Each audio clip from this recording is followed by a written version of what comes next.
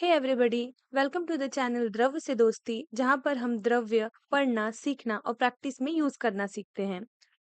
सो आज हम बात करने वाले हैं जिस ड्रग की, वो है Agnimanth. So first we will see the introduction. So Latin name is premna integrifolia. Family is lamiaceae family. Actually पहले ये वर्बेनेसिएई फैमिली में था, बट इसको रिसेंटली लैमेसिएई फैमिली में कंसीडर किया गया। हिंदी में अरनी गरियार कहा जाता है, मराठी में एरन टाकली और इंग्लिश में हेडेक ट्री। नेक्स्ट, अब एक्चुअली इसकी अगर निरुक्ति देखें, मतलब इसका नाम अग्निमंथ है, तो निरुक्ति देखें तो कैसे हमें समझेगा कि अग्नि मध्यंती दीपंतवात, यानी कि ये क्या करता है कि जैसे पुराने जमाने में देखिए कि आग को जलाने के लिए, अग्नि को जलाने के लिए क्या करते थे कि दो लकड़ियों के बीच को घिसते थे और फिर उससे it sticks were used to produce fire by rubbing. तो एक्चुअली इसकी भी जो लकड़ियां थी वो पुराने जमाने में घिस के उनसे अग्नि जलाने का काम किया जाता था, इसलिए इसका नाम अग्निमंथ है। और यहाँ से भी हम एक और चीज़ कंसिडर कर सकते हैं कि it stimulates the digestive fire, यानी कि जो जाठर अग्नि, जो अग्नि होती है अपने शरीर की, उसको भी ये जलाने का काम करता है। पर्यायी नाम तो अरणी। अब अरणी ऐसे क्यों किया जाता है? अरणी रूपेण प्रयुज्यमान, मतलब कि वही कि इसके जो स्टिक्स थे, जो लकड़ियां थी, वो रब करके जलाने के लिए यूज किया जाता था। गणिकारिका, गणिकारिका का मतलब क्या होता है कि गण का मतलब होता है समूह। तो ये जो होता है वो समूह में बढ़ता है। गणे समूहे भवाम प्रसारंती च, मतलब कि जो ये जो इसके जो पेड़ होते हैं वो मध्यम आकार के होते हैं, तो वो ऐसे ग्रुप में, मतलब वो लोग ग्रो होते हैं। वैजयंती का मतलब होता है कि इसके जो इन्फ्लोरेंसेस हैं वो फ्लैग के जैसे दिखाई देते हैं। केतु का मतलब भी होता है कि पुष्प मंजरी जो है वो फ्लैग के जैसे दिखाई देती हैं। श्रीपर्ण यानी कि इसके जो लीव्स होते हैं वो श्रीपर्ण यानी बहुत ही अच्छे ब्यूटीफुल दिखाई देते हैं। नादेई का अर्थ हुआ है कि it grows on the river side, ये रिवर साइड पे पैदा होता है, ज्यादा से ज्यादा पानी के यहाँ पे। एंड जया जयति रोगान, यानी कि it destroy the many diseases, इसीलिए इसका नाम जया कहा गया है। तो अरणी, गणिकारिका, वैजयंती, केतु, श्रीपर्ण, नादेई और जया। तो सबसे पहले हम बात करते हैं कि इसके जो है मध्यम आकार के वृक्ष होते हैं। एंड देन इसकी जो शाखा होती है वो कंटक युक्त होती है। इसके जो पत्र होते हैं वो दुर्गंध युक्त, मतलब जो इसकी जो लीव्स होती है, जब आप इसको ऐसे मतलब तोड़ के मसलोगे और जब आप इसकी स्मेल लोगे तो वो काफी, मतलब दुर्गंध उसकी में से आती है। लटवाकार, अंडाकार और मृदु रोमश होते हैं। नेक्स्ट, अगर हम इसके पुष्प की बात करें, तो जैसा इस पिक्चर में भी आपको देख सकते हैं, यहाँ पर अगर इसी पिक्चर को ज़ूम करके देखा जाए तो इसके जो पुष्प है वो पत्र कोणों और छोटे गुच्छ में और श्वेताभ वर्ण के होते हैं, यानी कि थोड़े-थोड़े व्हाइटिशन कलर के होते हैं। और फिर यही जब बड़े हो जाते हैं तो फ्रूट फॉर्म में हो जाते हैं, जो कि गोलाकार तथा अग्रभाग कुछ दबा हुआ सा होता है, ठीक है? तो ये पत्ते, फ्लावर एंड इसके फ्रूट।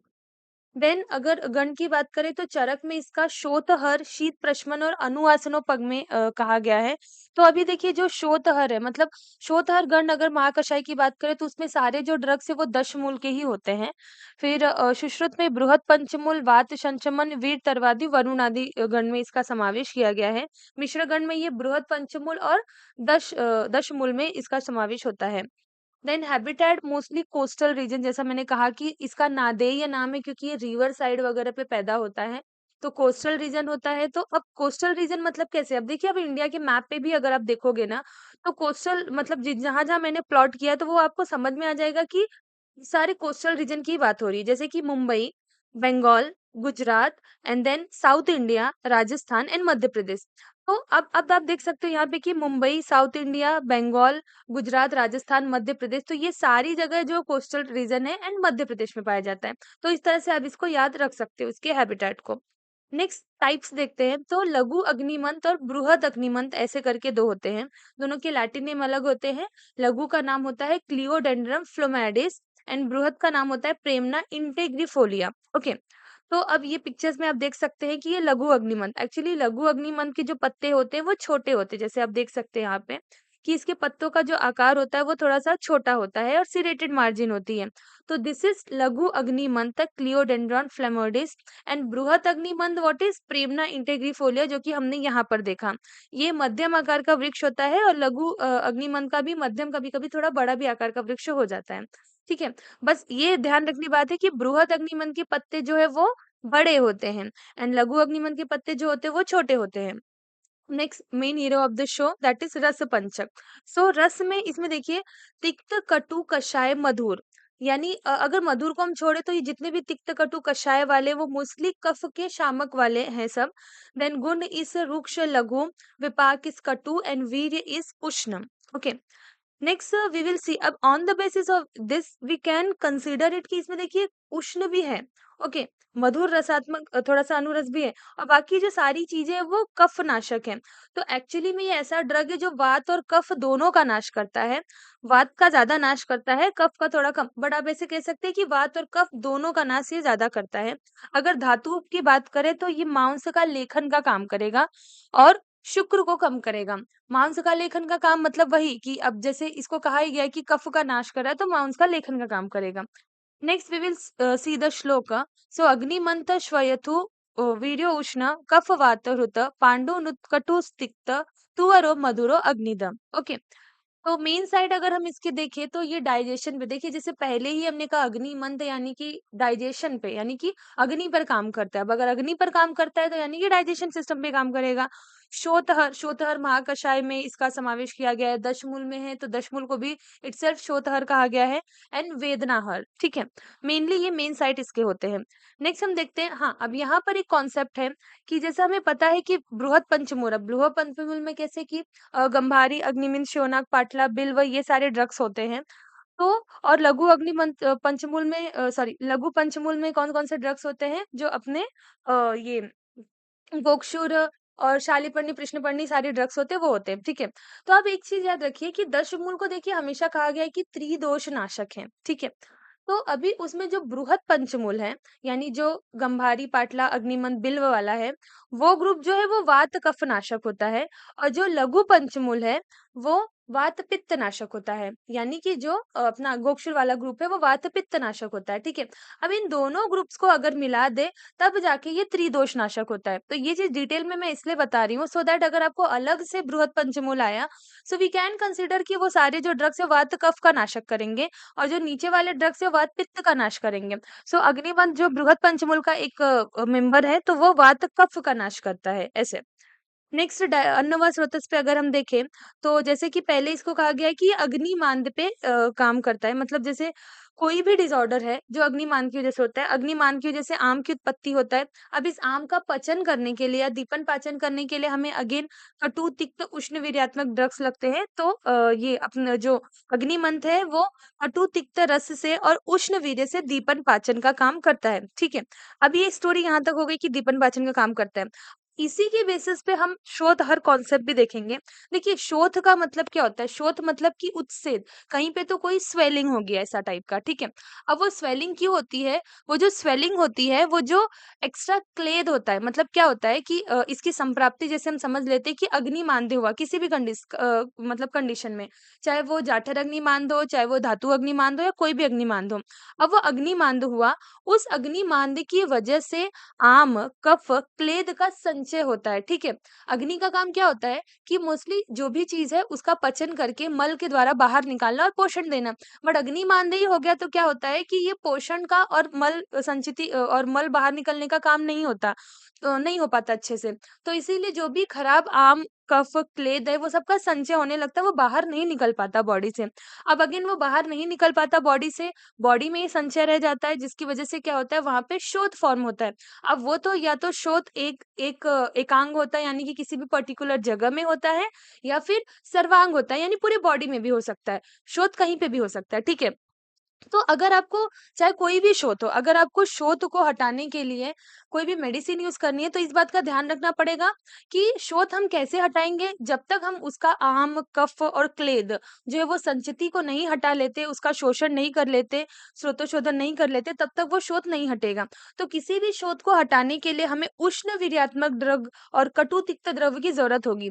कटु तिक्त की वजह से क्या होगा कि वो आम का पाचन करेगा, और उष्णवीरी की वजह से क्या होगा कि जो एक्स्ट्रा क्लेद यानी कि जो द्रव बढ़ गया है इसका शोषण करेगा। तो आगे वही कहा गया है यहाँ पे कि जो कटु उष्ण से द्रव का शोषण करता है, और जो भी स्रोतस रुक गए होते हैं, स्रोतस में जो अवरोध आते हैं उनका वो शोधन करता है, ठीक है। अब स्रोतस का शोधन यानी ब्लॉकेज हटा दिया, द्रव का शोषण कर दिया, आम का पाचन कर दिया। अब उन सारी चीजों की वजह से कैसा शोतहर काम करता है। तो अग्निमंथ का शोतहर जो काम है इस तरीके से होता है। नेक्स्ट वेदनाहार में देखते हैं। अभी वेदना का मतलब क्या होता है? पेन, ठीक है? तो अभी देखिए, कोई भी पेन अगर होता है तो वो वात की वजह से होता है, राइट? और वात वात की वजह से कोई भी पेन होता है, जहाँ पे वात नहीं वहाँ पे पेन नहीं। और वात में भी स्पेसिफिकली अभी वात के जितने सारे गुण कहे गए हैं, रुक्ष, लघु, चल, बहु, शीत, तो उनमें से भी जो शीत गुण है वो शीत गुण की वजह से पेन होता है। जैसे हम देख सकते हैं कि अभी मोस्टली जॉइंट्स वगैरह के जो पेन होते हैं वो विंटर सीजन में यानी शीतकाल जब बढ़ जाता है तो ज्यादा होता है। शीत जहाँ पे बढ़ गया वहाँ पे स्टिफिंग पेन बहुत ज़्यादा होने लगता है। तो वात की भी स्पेसिफिकली शीत गुण की वजह से वेदना पेन होता है। तो अब अग्निमंथ क्या है? अग्निमंथ में उष्ण गुण सबसे ज़्यादा होता है। इस अपने ही उष्ण गुण की वजह से ये क्या करता है? शीत प्रशमन यानी शीत गुण का नाश करेगा। अब उष्ण से शीत गुण का नाश करेगा तो अल्टीमेटली ये पेन भी कम करेगा। तो इस ऐसे ही अग्निमंथ का कर्म है कि उष्ण से शीत का नाश करता है और वेदना को कम करता है। नेक्स्ट हम लोग देखते हैं शीत पित्त। अब अगेन आई सेड कि शीत पित्त यानी कि इसमें उष्ण गुण है तो शीत पित्त में काम करता है। अब पहले हम शीत पित्त की व्याधि समझ लेते हैं। तो एक्चुअली शीत पित्त काइंड ऑफ स्किन डिसऑर्डर है, ये त्वचा रोग है। अब इसको अगर मॉडर्न में देखा जाए तो मॉडर्न में इसको एलर्जिक कहा गया है, ऐसा कि ये एलर्जी की वजह से होता है। तो अब इसमें होता क्या है? तो देखिए, ये एक डिसऑर्डर ऐसा है ना कि जिसमें पित्त की वजह से तो प्रॉब्लम हो रही है, बट इसमें एक्चुअली में शीत गुण, जो कफ का शीत गुण होता है, उसकी वजह से कफ का शीत गुण पित्त को ले जाके स्किन पे जब त्वकगत जब ये जाता है तो उसकी वजह से वहां पे ब्लिस्टर्स फॉर्म होते हैं। जैसे आप यहाँ पे देख सकते हो कि रेड कलर के पैचेस, ब्लिस्टर्स, ईचिंग वगैरह ये सब फॉर्म होती है, ठीक है? अब अगर हमें इसे कम करना हो तो हमें क्या करना पड़ेगा कि हमें पित्त का नाश करना पड़ेगा। मतलब अगर हम ऊपर ऊपर से देखें तो ब्लिस्टर्स फॉर्म है, रेड कलर है, पित्त का नाश करना पड़ेगा, ओके। बट अगर देखा जाए तो पित्त का नाश तो हमें करना ही पड़ेगा, बट उसके साथ-साथ हमें शीत गुण का नाश करना पड़ेगा। मतलब कफ या वात नहीं, लेकिन स्पेसिफिकली कफ का जो शीत गुण है उसका नाश करना पड़ेगा। तो एक्चुअली में शीत पित्त की ट्रीटमेंट ऐसी होती है कि जिसमें आपको दोनों चीज़ें करनी पड़ती हैं। आपको शीत गुण का भी नाश करना पड़ता है और पित्त का भी नाश करना पड़ता है। अब अगर अगर कोई स्पेसिफिकली ड्रग हम देखें तो ये कंट्रोवर्सी हो जाएगी, क्योंकि पित्त का मतलब पित्त का उष्ण गुण होता है, इसका शीत गुण होता है, ऐसे।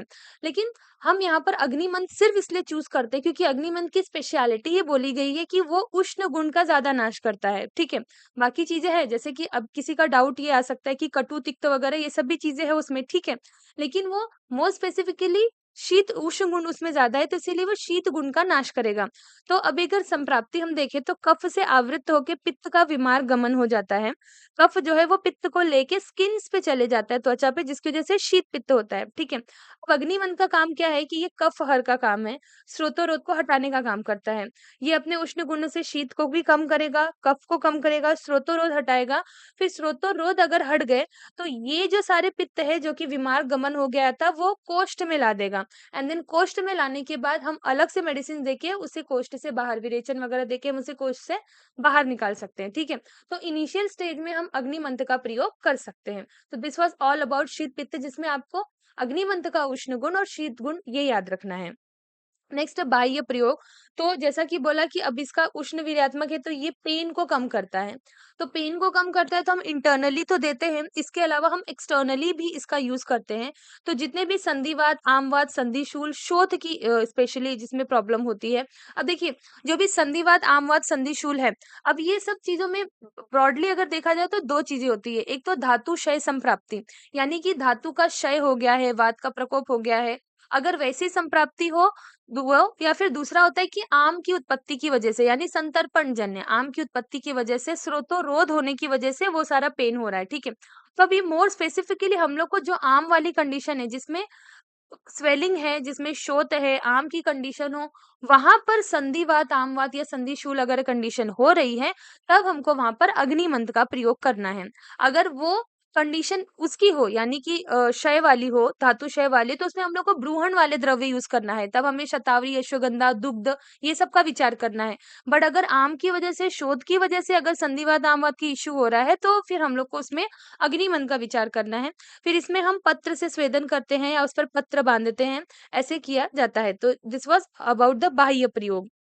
Next, we will see the chemical content. So, it contains the alkaloids, flavonoids, iridoid glycosides, saponin, sterol, tannin and essential oils.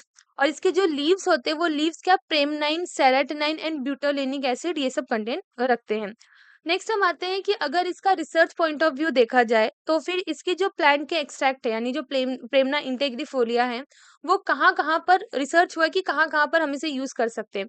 तो इसने एंटी कैंसर एक्टिविटी दिखाई है, ये जो आप पिक्चर्स है उसको आप ध्यान में रख सकते हैं कि इसने एंटी कैंसर एक्टिविटी दिखाई है, वुंड हीलिंग एक्टिविटी दिखाई है, कार्डियो प्रोटेक्टिव एक्ट करता है, हिपैटो प्रोटेक्टिव यानी कि ये लीवर पे काम करता है, एंटी डायबिटीज एक्टिविटी करता है, एंटी बैक्टीरियल एक्टिविटी करता है।